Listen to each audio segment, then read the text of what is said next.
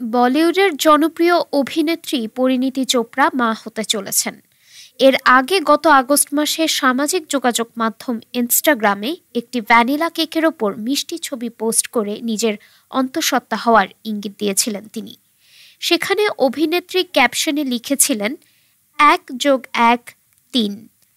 সেই সময় পরিণীতি চোপড়া আবেগঘন বার্তাও লিখেছিলেন। ওই মিষ্টি পোস্ট দেখে হবু বাবা মাকে শুভেচ্ছার জোয়ারে ভাসান অনুরাগীরা। সেই ঘোষণার পর অভিনেত্রী আর প্রকাশ্যে আসেননি।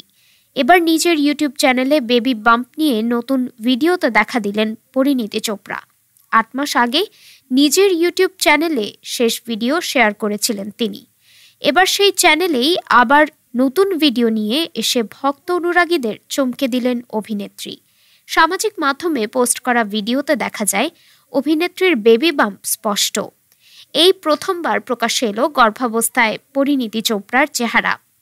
ভিডিওর পোস্টে অভিনেত্রী বলেন, 8 মাস আগে আমি এই চ্যানেলটি শুরু করেছিলাম। তখন আমি নিজে সত্যিই জানতাম না যে এই চ্যানেলের আমি কি করব, ঠিক কোন ধরনের ভিডিও দর্শককে দেব। সেই চ্যানেলের 8 মাস হয়ে গেল। পরিণীতি চোপড়া বলেন, আমি আমার ব্যক্তিগত জীবনের সবকিছু এই প্ল্যাটফর্মে শেয়ার করতে পারবো না, রান্নার ভিডিও করতেও পারবো না।